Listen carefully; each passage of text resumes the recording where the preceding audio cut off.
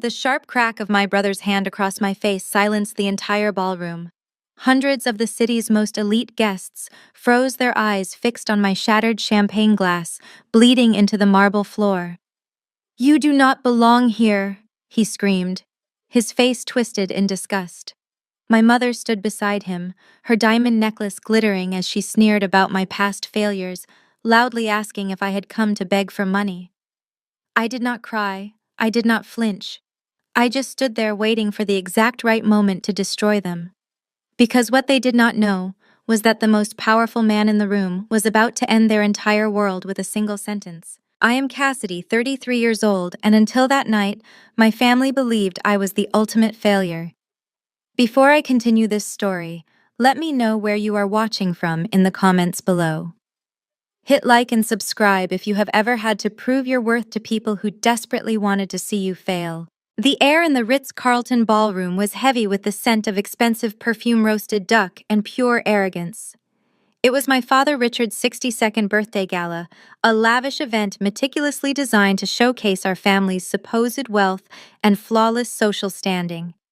I had not spoken to my family in over a decade, having walked away from their toxic expectations long ago. But tonight I walked through those double doors wearing a custom-tailored midnight blue gown, holding a glass of vintage champagne, and entirely unbothered by the whispers that rippled through the crowd. My brother Preston, now 36, and the supposedly brilliant chief executive officer of the family logistics company, spotted me almost immediately. He marched across the room, leaving his wealthy conversation partners behind. His face was flushed with a mixture of panic and absolute rage. Before I could even say a word of greeting, his hand swung out with brutal force. The slap echoed through the cavernous space with a sickening snap. My head jerked to the side, and the crystal flute slipped from my fingers, shattering against the polished marble floor. Expensive champagne splashed across my designer heels. "You do not belong here," Preston shouted, his voice echoing off the vaulted ceilings covered in gold leaf. "Who let you in?" The string quartet playing in the corner abruptly stopped. Dozens of wealthy investors, politicians, and socialites turned their heads, their hushed conversations dying out instantly. The silence was heavy and suffocating. My mother Beatrice materialized beside Preston, her face a mask of perfectly curated indignation. She was 60 years old, but spent a fortune trying to look 40. She smoothed her silk dress and looked me up and down with utter contempt, ensuring her voice was loud enough for the surrounding VIP guests to hear. "Security is coming," Beatrice announced, waving a manicured hand dismissively. "I cannot believe you have the audacity to show your face here, Cassidy. You dropped out of college at 20 because you were supposedly too depressed to handle basic responsibilities. You are an absolute embarrassment to this family, and you always have been." I stood perfectly still, letting the silence stretch. I did not rub my stinging cheek. I did not break eye contact. I simply stared at them, watching their desperate, pathetic need to control the narrative. "What do you want?" Beatrice sneered, stepping closer, her voice dripping with venom. "Are you here to beg for money? Because your father and I are not funding whatever pathetic, miserable existence you have been living since you ran away.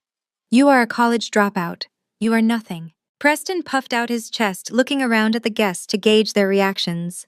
He wanted them to see him as the strong, successful son protecting his parents from the unhinged failure of a daughter. "Get out before I have you thrown out in handcuffs," he threatened, pointing toward the heavy mahogany doors. In the past, this kind of public humiliation would have broken me completely. When I was younger, I would have run out the door sobbing, convinced that I truly was the worthless girl they painted me to be. But at 33 years old, I was no longer their victim. I had spent the last decade building an empire from absolute scratch. I was the founder and chief executive officer of one of the most ruthless and secretive cybersecurity and data intelligence firms on the East Coast. My servers held the darkest secrets, financial portfolios, and security protocols of half the billionaires standing in this very room. I did not need to defend myself. I just smiled a cold, calculated smile that made my mother physically step backward in confusion. Before I could open my mouth to respond, a deep, authoritative voice cut through the heavy tension of the ballroom. "Is there a problem here, Preston?" The crowd parted instantly as Governor Mitchell stepped forward. He was the guest of honor tonight, the absolute crown jewel of my father's extensive and desperate networking efforts. My parents had spent the entire evening trying to get just 5 minutes of his time. My father Richard finally hurried over from the bar, desperate to do damage control in front of the state's highest official. Governor, I am so deeply sorry. This is just a minor family misunderstanding. My estranged daughter is clearly unwell and causing a disruption. We are handling it immediately. Governor Mitchell did not look at my father.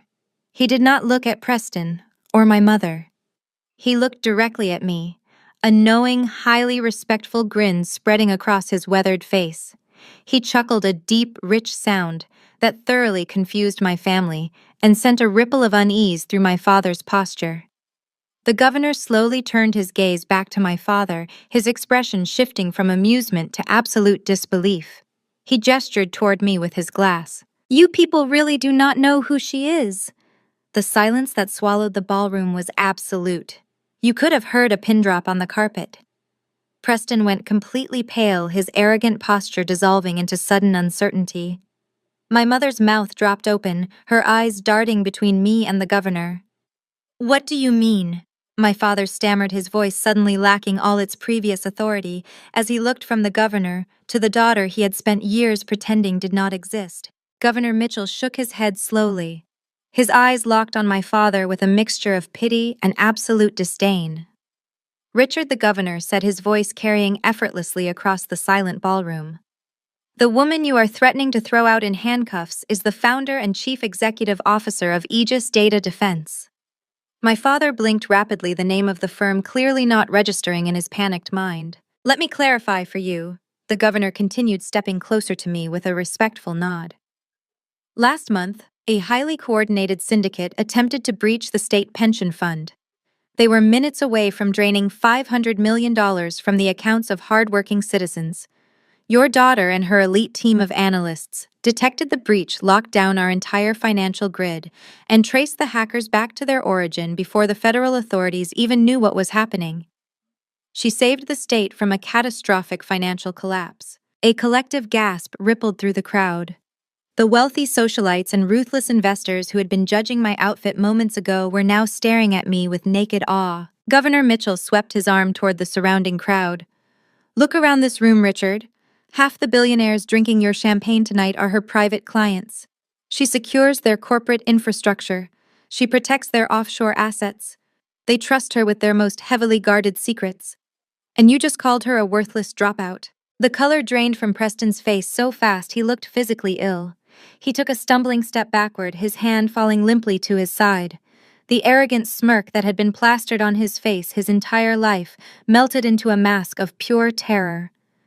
He suddenly realized he had just assaulted a woman who held enough power and data to ruin every single person in this room. My mother Beatrice looked like she was choking on air. Her eyes darted frantically around the ballroom. The whispers had shifted completely. The elite guests were no longer mocking the uninvited daughter. They were sneering at the foolish, oblivious parents who had just humiliated the most powerful woman at the gala. I could hear the harsh judgments floating from the crowd.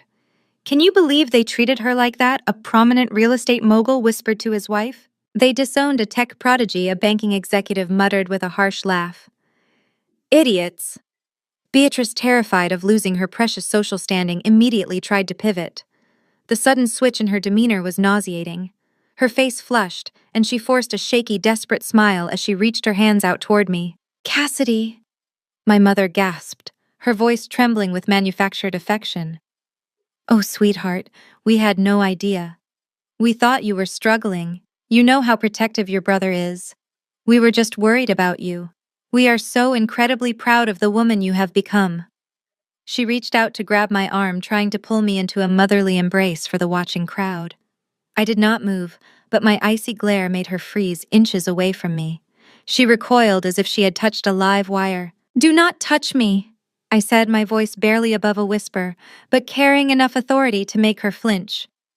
My father finally found his voice, stepping forward with his hands raised in a placating gesture. He looked at the governor, then at the wealthy guests, desperately trying to salvage the wreckage of his reputation. Cassidy, please, Richard stammered, sweating profusely in his custom tuxedo. Let us go to a private room. We can talk about this. You are our daughter. We are family. This is just a massive misunderstanding. There is no misunderstanding, Richard, I replied, addressing him by his first name. You made your stance perfectly clear over a decade ago when you kicked me out onto the street with nothing but a garbage bag of clothes. You made it clear when you told me I was a useless burden. You made it clear tonight when your son struck me across the face while you watched and did nothing. Preston opened his mouth to speak, but I cut him off with a single sharp look. He snapped his mouth shut, his chest heaving with panicked breaths. I turned away from my trembling family and signaled the catering manager who was standing frozen near the kitchen doors. He hurried over immediately, looking terrified. Bring me the invoice for tonight, I commanded. The manager looked at my father, then back at me before pulling a leather binder from his jacket. The total is $120,000, ma'am. My father stepped forward, his pride wounded. Cassidy put that away.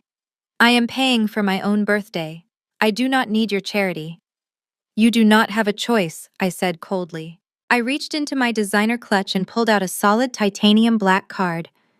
The kind of card that required an 8-figure bank balance just to receive an invitation. I handed it to the manager, who took it with trembling fingers and immediately ran the transaction on his mobile terminal. It approved instantly. I turned back to the 3 people who shared my blood, but had never been my family. The silence in the room was absolute. Everyone was watching the final execution of Richard and Beatrice's social standing. I looked my father dead in the eye, then shifted my gaze to my mother, and finally to my brother, who was still rubbing the hand he had used to slap me. Consider my childhood debt paid in full, I said, my voice echoing clearly through the grand ballroom. Do not ever claim me as your family again. I did not wait for their response. I did not look back to see my mother collapse into a chair, crying genuine tears of social ruin. I did not look back to see the governor shake his head in disgust at my father. I simply turned on my heel and walked out of the ballroom. The crowd of billionaires and politicians parted for me immediately, stepping aside with absolute respect. The heavy mahogany doors swung shut behind me, severing the tie to my past forever. But my sudden reappearance had rattled my family more than I knew, and the consequences of their financial desperation were about to hunt me down. The crisp morning air of the city did nothing to wash away the lingering adrenaline from the gala. By 7 o'clock, I was pulling my car into the subterranean executive parking garage of Aegis Data Defense. The secured facility was a fortress of reinforced concrete and bright LED lighting accessible only to top-tier personnel. I parked in my reserved space, cut the engine, and gathered my briefcase, my mind already shifting to the global security briefings awaiting me on my desk. Before I could even lock my car, the sharp, echoing click of designer heels against the concrete broke the silence. I turned around to see Nia stepping out from behind a concrete pillar. She was 34 years old, a highly successful luxury real estate broker, and the woman my brother Preston had married 5 years ago. Nia was a striking African-American woman who knew exactly how to command a room, dressed impeccably this morning in a sharp tailored blazer and holding a designer handbag that cost more than most people earned in a year. She had obviously bypassed the outer security gate by tailgating an employee vehicle, a bold move that proved exactly how desperate she was. Cassidy, please do not call security, Nia said, raising her free hand in a placating gesture as she walked toward me. Her voice was smooth, polished, and dripping with a manufactured warmth that immediately put me on high alert. I just want to talk, woman to woman. I did not reach for my panic button, but I did not step away from my car either. You are trespassing in a federal contractor facility, Nia.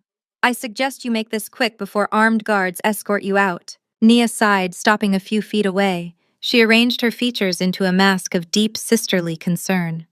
Last night was a disaster. Preston is completely out of his mind with guilt over what happened. You have to understand, he is under a crushing amount of pressure right now. He did not mean to hurt you. He struck me across the face in front of the governor of this state. I replied, my voice devoid of any emotion. That is not pressure, Nia. That is a total lack of impulse control and basic human decency. Nia took another step forward, her tone shifting into the classic manipulative cadence she used to close million-dollar property deals. You know how men are with their pride, Cassidy. He is terrified. The family logistics company is facing a severe liquidity issue. The supply chain disruptions and some aggressive expansion tactics have left them completely tight on cash. He is carrying the weight of your father's entire empire on his shoulders. I stared at her, absorbing the audacity of her words. So he slapped me because he is bad at his job. Do not be difficult, Cassidy. She snapped, her carefully constructed patience cracking for a fraction of a second before she smoothed it over. You made your point last night. You humiliated your parents. You proved you are wildly successful. You won. But family is still family. You have hundreds of millions of dollars at your disposal. Be the bigger person here. Write your brother a check to cover the operating costs and save the family legacy. It is pocket change to you. I looked down at the bag resting on her forearm. The cognitive dissonance was genuinely staggering. You are standing in my parking garage holding a $40,000 crocodile skin handbag, I said, my gaze dragging back up to meet her eyes. You are wearing a Cartier watch and driving a luxury SUV that is probably parked illegally upstairs. Yet you are begging a woman your husband just assaulted to bail out his failing company. Do you not see the absolute absurdity of this request? Nia lifted her chin, her eyes flashing with defensive anger. I earned this bag closing commercial real estate deals. My money is separate. This is about the family business. If it goes under, your father will not survive the shame. Preston will lose his mind. We are talking about generations of work going bankrupt because of a temporary cash flow problem. You have the power to fix this with one phone call. I do not reward violence with venture capital, I said, my tone absolute and final. And I certainly do not fund businesses managed by incompetent executives. Tell Preston to liquidate his own assets. Tell him to sell his cars. Tell him to take out a second mortgage on that mansion you two live in. But do not ever approach me for money again. Nia glared at me, the friendly facade entirely gone. The raw, desperate entitlement radiated from her. You are incredibly selfish, Cassidy. You always were. You finally get some money and power, and you use it to crush your own blood. I have no blood here, I replied. Now get off my property. I turned my back on her and walked toward the private elevator. I could hear her muttering curses under her breath as she finally turned around and marched back toward the exit. I swiped my keycard and stepped into the glass elevator, watching the steel doors slide shut, sealing her out completely.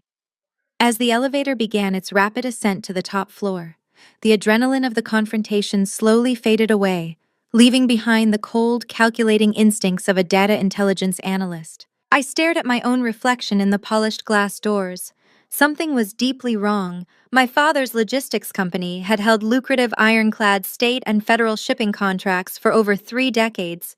They owned their entire fleet of transport vehicles outright. The overhead was predictable, and the profit margins were notoriously wide.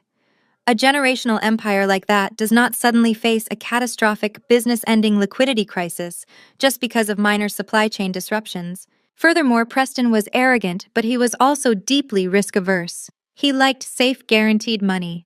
He liked looking successful without putting in the actual labor. For the company to be bleeding cash so severely that his wife was ambushing estranged relatives in parking garages, they had to be missing millions. Where did the money go? A temporary cash flow problem was the lie Nia was selling, but the data points did not add up. The desperate violence at the gala. The sudden need for immediate massive injections of unrecorded cash. Nia aggressively protecting her own separate wealth while begging for my corporate funds. It was not a struggling business. It was a hemorrhage. The elevator pinged as it reached the executive floor. I stepped out, my mind racing with possibilities. Embezzlement, bad investments, illegal gambling. Whatever it was massive, and Preston was terrified of it coming to light. I walked straight past my assistant, ignoring the morning briefing folders waiting on my desk. I needed to see the numbers for myself. I needed to pull the financial threads of my father's pristine empire and see exactly what kind of rot was hiding underneath. I walked straight past my assistant, ignoring the morning briefing folders waiting on my desk. I needed to see the numbers for myself. I needed to pull the financial threads of my father's pristine empire and see exactly what kind of rot was hiding underneath. Before I could even launch my secure terminal and begin the digital excavation, my personal cell phone vibrated sharply against the mahogany wood of my desk. I glanced at the screen. It was a text from an unknown number, though the arrogant, commanding tone gave the sender away instantly. It was my mother. The message read that she and my father had secured a private table at the Vanguard for 1 o'clock.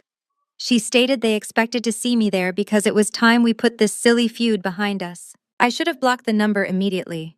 I had critical work to do. I had a corporate autopsy to perform on their logistics company to find out exactly why my sister-in-law was begging for cash in a parking garage. But the timing was far too perfect to ignore. Nia ambushes me at dawn, and my parents summon me at noon. They were coordinating. They were desperate. I decided to accept the invitation not to make peace, but to look my enemies in the eye and listen to exactly what kind of lies they were trying to sell. The Vanguard was an ultra-exclusive dining club in the financial district, the kind of place where politicians and hedge fund managers made handshake deals over $100 plates of seared scallops. I arrived at exactly 1 o'clock wearing a tailored charcoal suit that projected absolute authority. The maitre d' escorted me to a secluded leather booth in the back of the dining room where Richard and Beatrice were already seated. They looked entirely too comfortable. My father wore a bespoke navy suit casually swirling a glass of expensive Bordeaux. My mother was draped in cashmere, her neck adorned with heavy pearls. If they were facing financial ruin, they were doing an exceptional job of dressing the part of the unaffected elite. When I approached the table, my mother beamed, offering a sickeningly sweet smile that made my stomach turn. "Cassidy, darling." Beatrice cooed, gesturing for me to sit across from them. "You look absolutely stunning. We are so thrilled you decided to join us today." I slid into the leather booth, keeping my posture rigid and my expression blank. I did not return the smile. A waiter materialized instantly, but I simply ordered a black coffee and waved away the menu. Richard leaned forward, clasping his hands together on the pristine white tablecloth. He gave me a look of manufactured paternal pride that felt like a physical insult. "We have been reading up on Aegis data defense all morning," he said, his voice smooth and heavily practiced. "I must say, we are incredibly impressed. We always knew you had a sharp mind for technology. You certainly proved everyone wrong last night." I stared at him, letting the sheer audacity of his words hang in the heavy air of the restaurant. He was casually sweeping a decade of abandonment under the rug. He was entirely erasing the fact that less than 12 hours ago, his son had struck me across the face while he stood by and did absolutely nothing. They were operating under the delusion that my success erased their sins, that my wealth somehow bought them a clean slate. "Let us skip the pleasantries, Richard," I said, my voice cold and flat. "Nia ambushed me in my parking garage at 7 o'clock this morning, so whatever manufactured apology you have prepared, you can save your breath. Tell me exactly what you want." Beatrice gasped, softly, placing a hand over her heart in feigned shock. "Cassidy, please." Nia acted out of turn. "She is just highly emotional right now. We are here as a family. We want to mend bridges." "Mend bridges," I repeated, raising a skeptical eyebrow. "Or build a bridge directly to my bank account." Richard cleared his throat, his composed facade cracking just a fraction. He shifted in his seat, adjusting his expensive silk tie. "The truth is, Cassidy, the logistics company, is on the verge of a massive expansion. We have the rare opportunity to acquire a rival fleet that would double our market share on the East Coast. It is a highly lucrative project, but it requires rapid liquid capital. Traditional banks move too slowly for an acquisition of this magnitude." I watched him weave the lie flawlessly. There was no expansion. Nia had already let slip that they were covering operating costs, not buying out competitors. They were drowning, and they were trying to paint the sinking ship as a luxury cruise. "We want to offer you the opportunity to come in as an angel investor," Richard continued, his eyes gleaming with greedy desperation. "It would be highly profitable for you, of course. But more importantly, it would send a message. It would be a unified front. It would show the board, the governor, and the entire city that you have forgiven your brother for his little outburst last night. It is just family helping family." I sat in absolute silence, letting the sheer magnitude of their hypocrisy wash over me. A little outburst. That was what they called a physical assault. An investment opportunity. That was what they called a bailout for a failing, mismanaged company. The waiter arrived, placing my black coffee on the table. He also set down 2 plates of meticulously arranged lobster risotto in front of my parents. The smell of rich butter and truffle oil filled the air.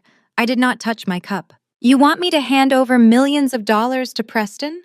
I said, leaning forward slightly, locking my eyes with my father, to prove my loyalty to a family that erased my existence. Beatrice leaned in her voice, taking on a sharp scolding tone that I remembered all too well from my childhood. You are being terribly stubborn, Cassidy. Preston is your flesh and blood. He made a mistake yesterday, yes, but he is carrying the weight of the family legacy. You have more money than you could ever spend. It is your duty to help him. I looked at the woman who had birthed me, feeling absolutely nothing but ice in my veins. Duty, I echoed softly. That is a fascinating word, Beatrice. Let us talk about duty. Let us talk about what happened when I was 21 years old. My parents stiffened, the arrogant smiles finally dropping completely from their faces. I was working 3 separate shifts just to pay the rent for a roach-infested studio apartment. Because you cut me off without a dime, I said, my voice dropping to a low, razor-sharp register. I collapsed from severe malnutrition and exhaustion. I woke up in a cold hospital bed with an intravenous line in my arm. The doctors called you because you were still listed as my emergency contacts. Do you remember what you said to the nurse? Neither of them spoke. The color began to drain from Richard's face. You told her to discharge me to a homeless shelter. I continued enunciating every single syllable with lethal precision. You told the hospital social worker that my collapse was a lesson in independence and that bailing me out would only coddle my weakness. You left your daughter to face a mountain of medical debt alone while you flew to Aspen for a golf tournament. Beatrice swallowed hard, looking down at her lap. That was a different time, she whispered defensively. We had to be tough on you to make you strong. And I learned the lesson perfectly, I replied, picking up my designer purse and sliding out of the leather booth. I learned how to build an empire without you. I learned how to become untouchable. Now Preston is 36 years old. He is a grown man playing the role of a chief executive. If his company is expanding, let him secure his own capital. If he is drowning, let him sink. Let him learn his own lesson in independence. Cassidy, wait! Richard demanded, his voice rising in panic as he half stood from the table. You cannot just walk away. We are talking about the family business. We are talking about total ruin. I paused, looking down at the 2 miserable people sitting behind their plates of untouched lobster risotto. I pulled out a $50 bill and dropped it onto the pristine white tablecloth. That is for the coffee I did not drink, I said smoothly. The rest of the expensive bill is yours. I suggest you enjoy the meal, Richard. From what I hear about your liquidity issues, you might not be dining at the Vanguard much longer. I turned my back on their horrified faces and walked out of the restaurant, the heavy glass doors closing behind me.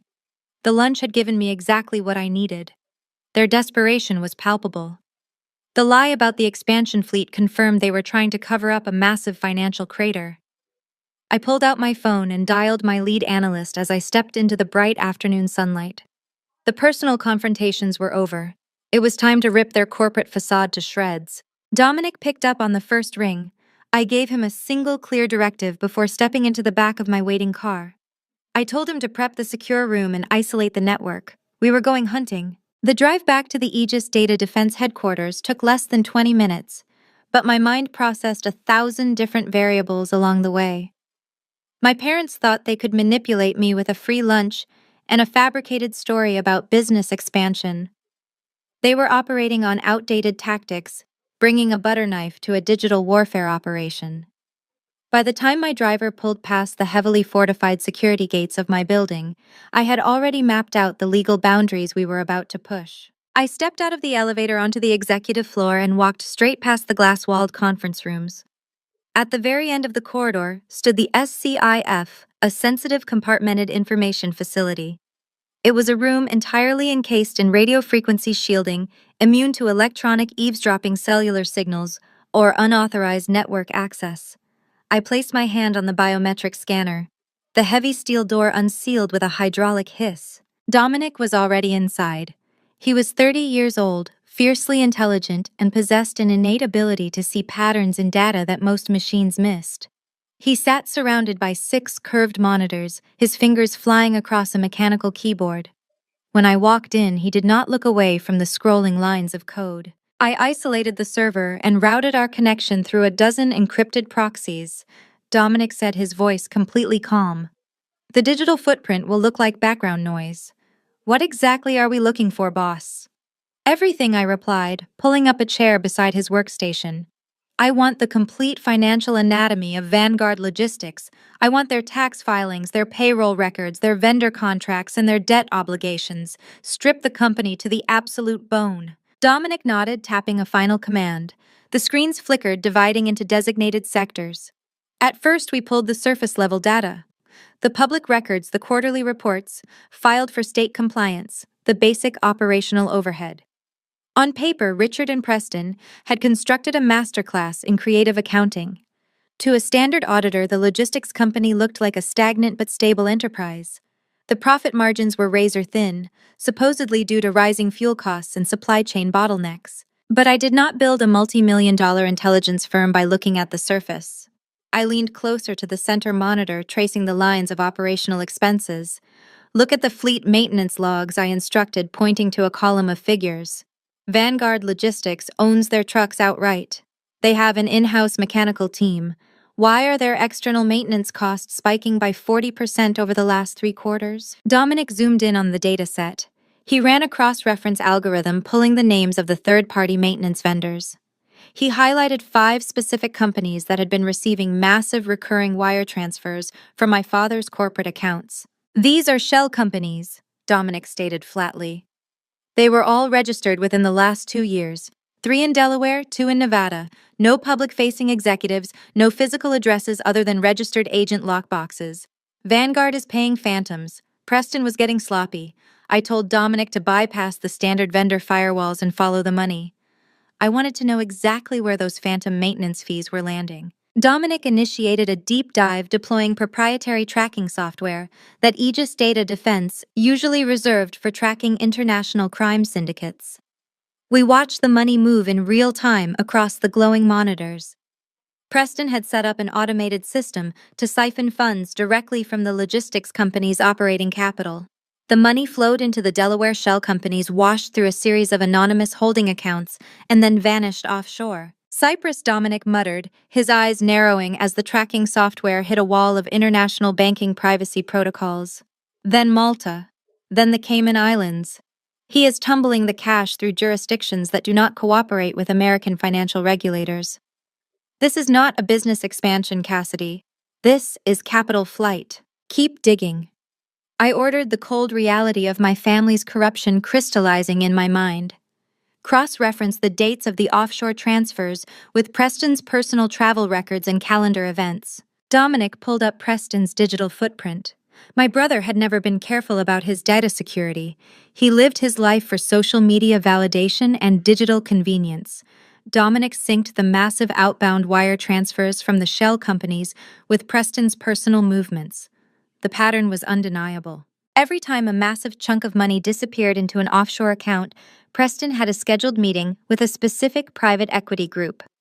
But these were not legitimate investors. Dominic pulled the registration details of the firm Preston was meeting with. It was a front for a high-stakes, unregulated, offshore gambling syndicate. The full picture materialized on the screens before us. The logistics company was not just failing. It was hemorrhaging cash at a violent terminal velocity. My father had likely handed over the financial reins to Preston, believing his golden boy could modernize the company. Instead, Preston had treated a generational empire like his personal casino fund. Dominic brought up the company's current liquidity ratio. Boss, you need to see this. I looked at the final dashboard. The numbers were entirely red. Vanguard Logistics had burned through its entire cash reserve.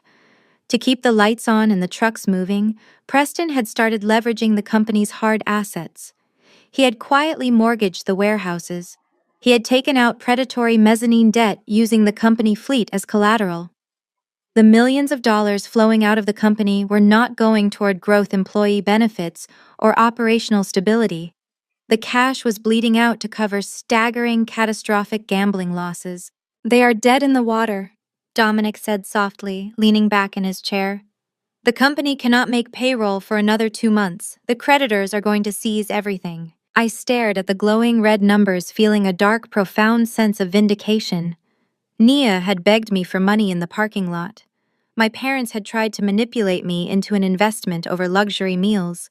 They were all desperately trying to plug a gaping hole in a sinking ship, hoping my wealth could save them from the brutal consequences of their own arrogance. Print the offshore transfer logs, I commanded, my voice devoid of any sympathy. Compile the shell company registrations and the debt collateral agreements. Put it all in a hard copy file. Dominic nodded, already initiating the secure printing protocols.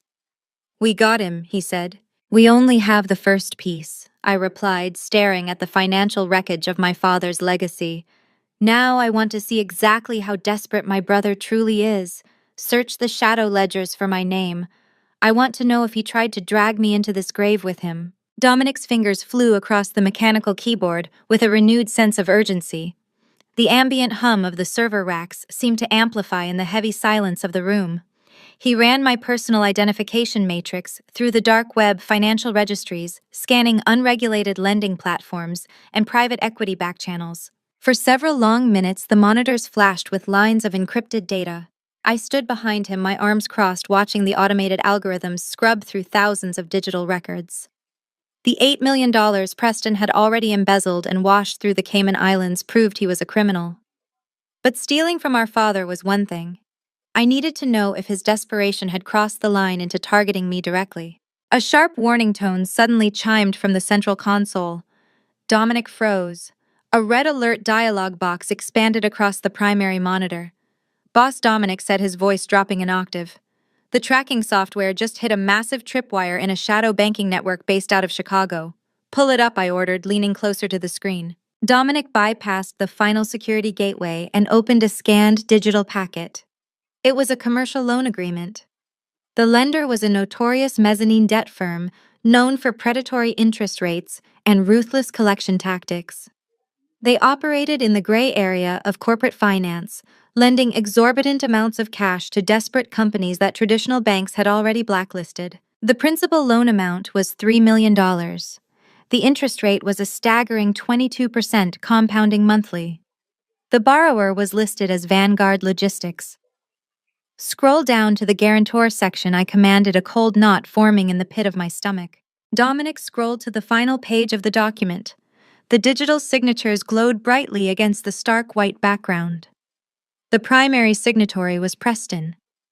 But right beneath his name, occupying the line reserved for the personal guarantor, was my name. I stared at the screen, my breath catching in my throat. Next to my printed name was a perfect replica of my signature alongside my social security number and my old permanent address. He forged it, Dominic whispered in absolute disbelief. He used your identity to secure the loan. I leaned closer, analyzing the strokes of the digital signature. It was not a recent forgery. It was an exact copy of the signature I used when I was 20 years old, right around the time my parents kicked me out of the house. Preston had dug up my old college financial aid applications or medical release forms. He had kept my sensitive data for over a decade, waiting for the exact moment he needed a clean credit profile to leverage for his own survival. Run a status check on that loan, I said, my voice dangerously calm. Dominic typed furiously. The data refreshed. The loan was finalized 8 months ago. Preston had used the $3 million to cover his initial offshore gambling debts, hoping a winning streak would allow him to pay it back before anyone noticed. But the house always wins. Preston lost every single dime. The loan is currently in default, Dominic reported, bringing up the collection timeline. They have issued 2 internal warnings to Vanguard Logistics. The grace period expired yesterday. According to the contract stipulations, the lender is now legally authorized to seize the assets of the personal guarantor, which means they are coming after me, I stated flatly. Dominic nodded, turning his chair to face me. Cassidy, this is a highly aggressive debt collection firm. They do not care about family drama or forgery claims. On paper, you are legally on the hook for $3 million plus astronomical interest. They will freeze your personal accounts. They could attempt to put a lien on Aegis Data Defense. Preston did not just steal from your father. He tied a financial anvil around your neck and threw you off a cliff. The sheer magnitude of the betrayal hit me like a physical blow. For a brief, agonizing second, I felt the familiar sting of the 20-year-old girl who had been abandoned by her family. My own brother had weaponized my identity to fund his criminal lifestyle. He had smiled at me at that gala, slapped me across the face, and demanded I leave, knowing full well he had legally bound me to his catastrophic debt. My parents had begged me to invest in his expansion over lobster risotto, fully aware that their golden boy had already committed federal identity theft to keep his head above water. They thought I was just a wealthy, estranged daughter they could manipulate. They had no idea they had just declared war on a woman who held the digital keys to the city. The momentary hurt evaporated, replaced instantly by a cold, absolute fury. I did not shed a single tear. I did not raise my voice. The victim narrative died the second I looked back at the screen. Dominic watched me carefully. Do you want me to call Gideon? We can file an emergency injunction and report the identity theft to the police immediately. We can have Preston arrested by tonight. No, I said, my eyes locked on the forged signature. Calling the police was the standard protocol. It was the safe, predictable move. But throwing Preston in a holding cell would not fix the systemic rot of my family. It would not balance the scales. If I simply reported the fraud, my parents would spin the narrative. They would claim Preston made a desperate mistake to save the family business. They would paint me as the vindictive sister who destroyed her brother over money. They would retain their social standing and play the victims. I refused to give them that satisfaction. Dominic, I said, stepping back from the monitors and straightening my posture. I want you to trace every single creditor currently holding debt against Vanguard Logistics. I want the names of the banking executives, the private equity managers, and the shadow lenders. Dominic raised an eyebrow. All of them, I confirmed. Preston tried to leverage my assets to save his skin. Now I am going to buy his entire existence. We are going to purchase the $3 million predatory loan from that shadow firm. Then we are going to buy out the mortgages on the warehouses and the liens on the truck fleet. Dominic stared at me, a slow, predatory grin spreading across his face, as he realized exactly what I was planning. You are going to become their majority debt holder. I am going to become their only debt holder. I corrected him.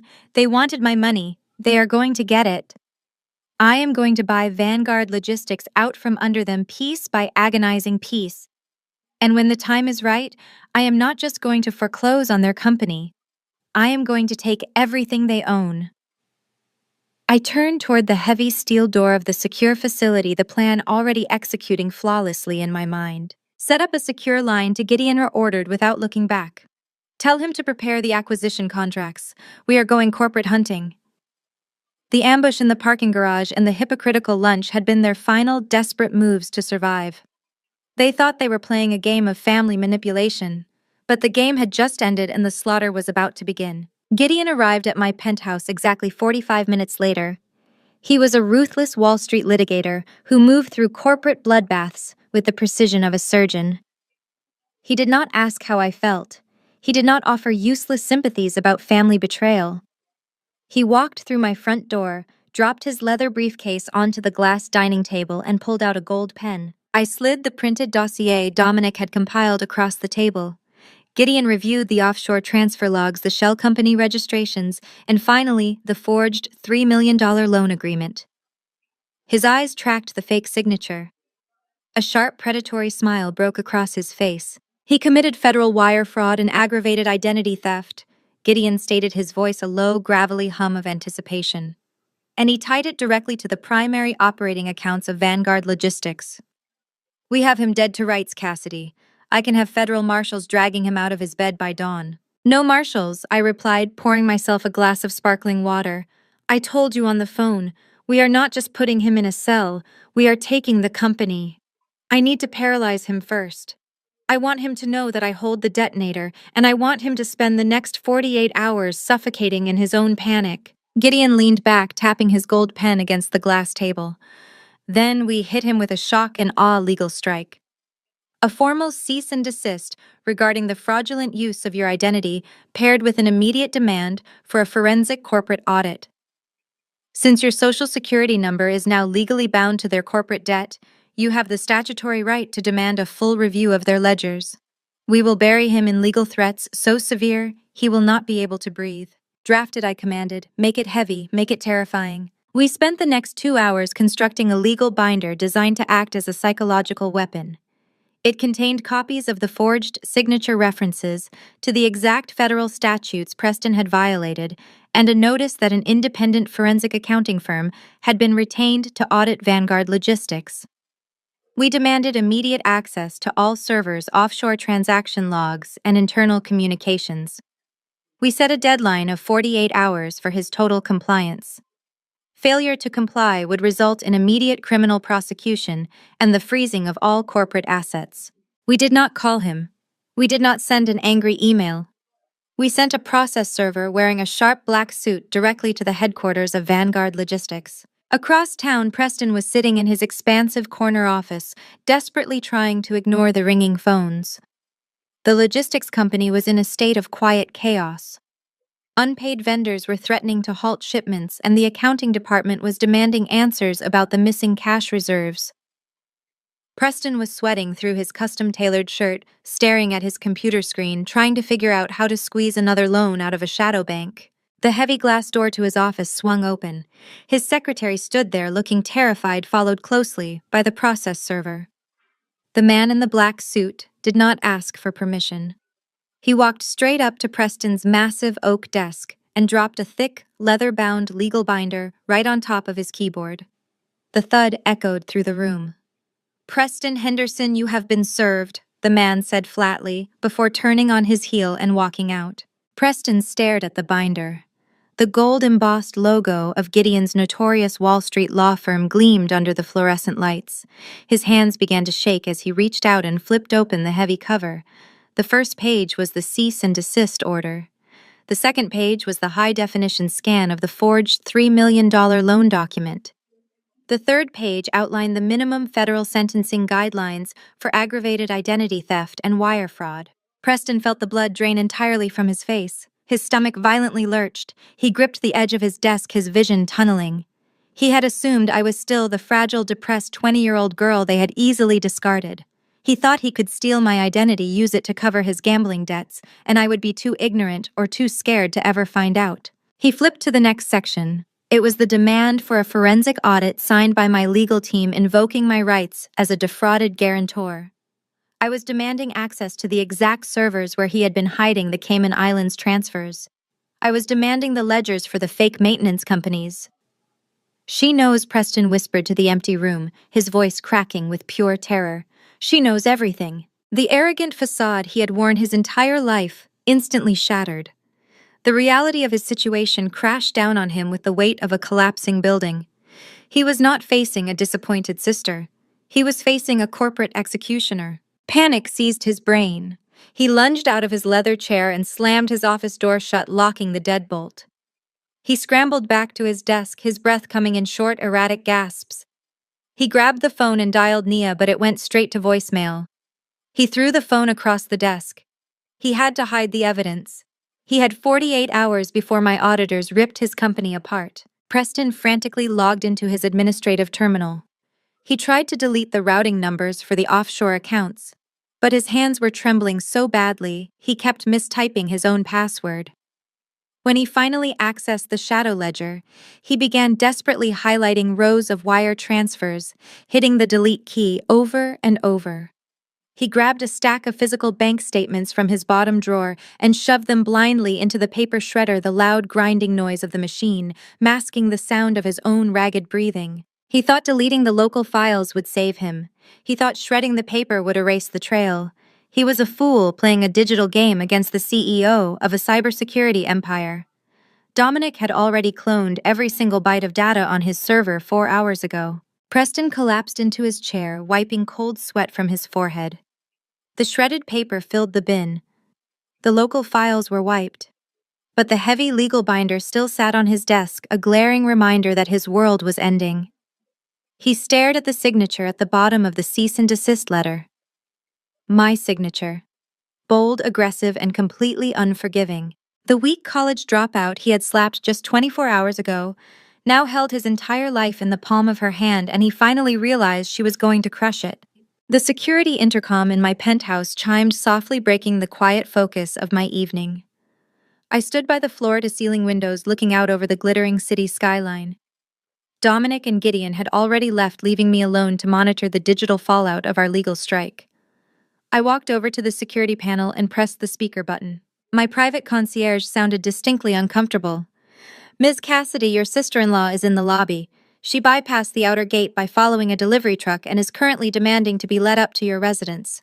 She is causing quite a scene. I glanced at the security feed. Nia was pacing in the marble lobby, her face buried in her hands, playing the role of a devastated wife for anyone walking past. She had skipped calling the lawyers entirely. She knew Gideon would obliterate her. She thought she could manipulate me directly by playing on the familial guilt I supposedly still harbored. Send her up, I instructed calmly. I unlocked the private elevator access, poured myself another glass of sparkling water, and waited. The heavy steel doors of the private elevator slid open a minute later. Nia stepped directly into my foyer. The performance she delivered was Oscar-worthy. Her hair was slightly disheveled and her makeup was carefully smudged under her eyes, indicating recent and profound tears. Yet her outfit remained impeccably curated. She wore a tailored cream cashmere coat over a silk blouse, projecting wealth even in her manufactured misery. Cassidy? She sobbed, rushing forward a few steps before stopping herself, as if intimidated by the cold emptiness of my penthouse. Please, you have to call off your lawyers. You have to stop this. I did not offer her a seat. I did not offer her a drink. I simply stood by the marble kitchen island, taking a slow sip of my water, waiting for her to play her hand. Preston called me from the office. Nia cried, her voice hitching with perfect dramatic timing. He was hyperventilating. He showed me the legal binder your team sent over. I know what he did. I know he forged your signature. It was a terrible, desperate mistake, but he only did it to save his father's company. He was trying to protect the family legacy. She took a step closer, clasping her hands together in a pleading gesture. If you report that forged signature to the federal authorities, Preston goes to prison. He will be locked away in a federal penitentiary for years.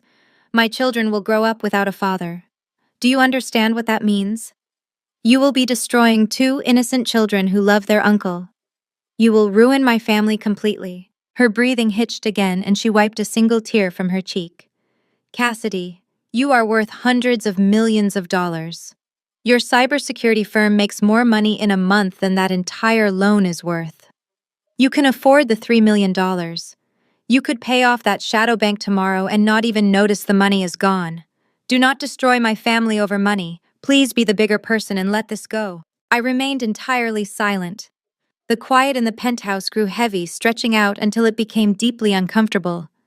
Nia shifted her weight, clearly unnerved by my lack of response. She had expected me to yell. She had expected me to cry or to argue, or to show some crack of emotional vulnerability she could exploit.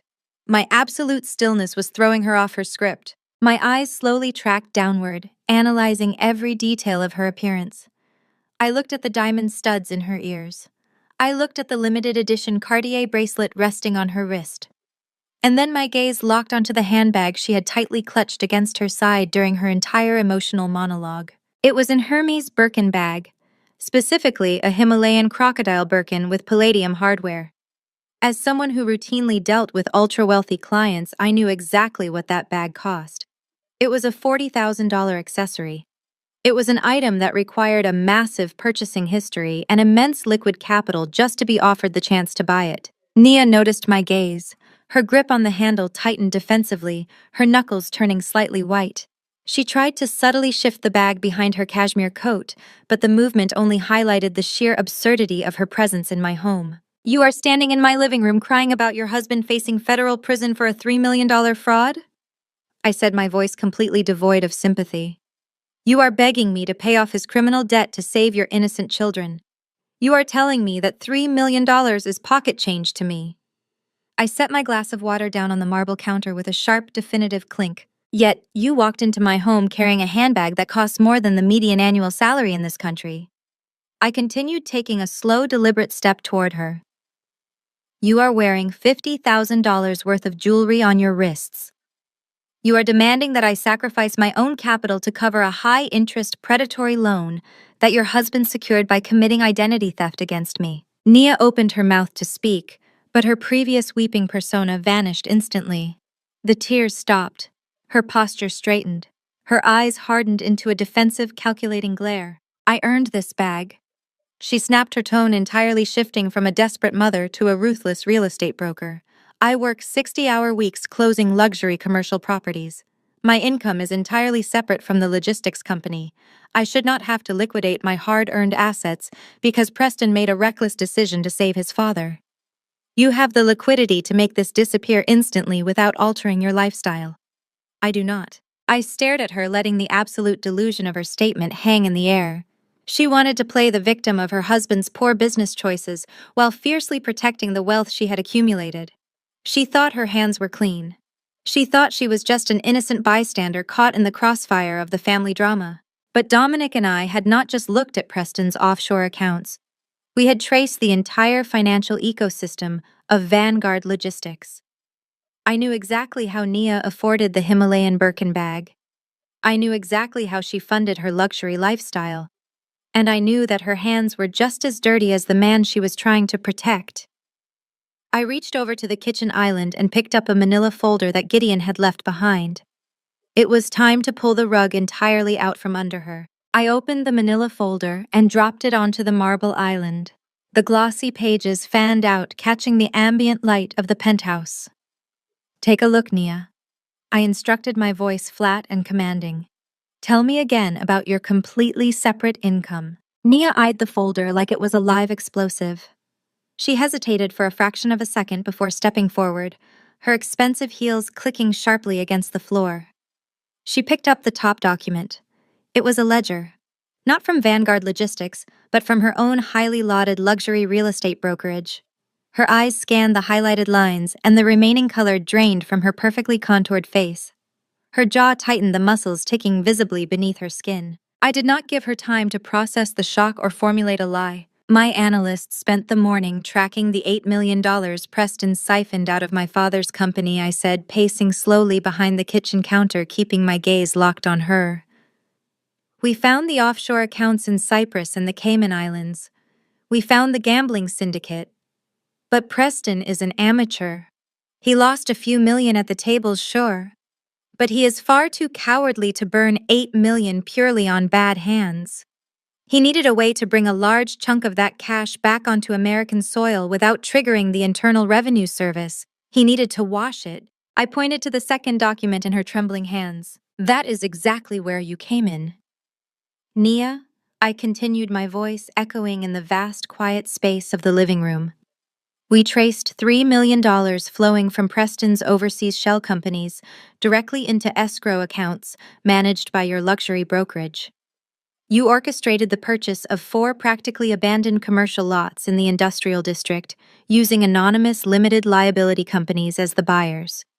You used your industry credentials to artificially inflate the appraisals of those useless properties by 400%.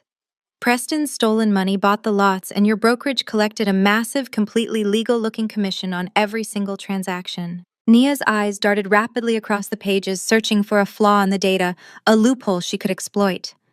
She found none. The documentation was bulletproof. You skimmed an absolute fortune off the top, I said, driving the truth home with lethal precision. You took the stolen money that belonged to my father's company, money meant for the payroll of blue-collar truck drivers, and you laundered it through fake commercial real estate deals. You used those massive fraudulent commissions to fund your glamorous lifestyle. That is how you bought the $40,000 Birkin bag. That is how you afford the Cartier jewelry. You are not a separate, innocent, hard-working wife. You are the spin cycle in Preston's washing machine. Nia dropped the papers back onto the cold marble. The facade of the desperate weeping mother evaporated into thin air. Her shoulders squared and her posture shifted completely as her true, ruthless nature rushed to the surface. Her eyes turned ice cold, calculating and vicious. The woman standing in front of me was no longer begging for the sake of her children. She was a cornered predator, ready to strike back. You have absolutely no idea who you are dealing with, Nia, hissed, her voice dropping the frantic, tearful pitch from moments ago. You think you are some untouchable tech genius because you hired a few hackers to run basic searches. You crossed a massive line, Cassidy. She took a confident step toward me, wielding her anger like a weapon. Accessing those escrow accounts requires breaching secure financial servers. That is not corporate due diligence. That is illegal corporate espionage. You broke into confidential banking systems to get this information. I watched her construct her counterattack in real time. She was sharp, I had to give her that. She knew the law well enough